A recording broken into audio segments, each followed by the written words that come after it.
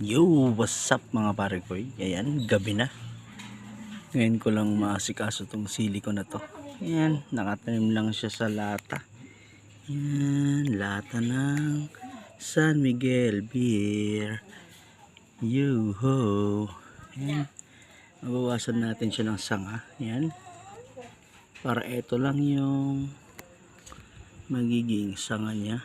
Pinakapuno niya na mabubungahan. Sana! Ayan, so tanggalin na natin to.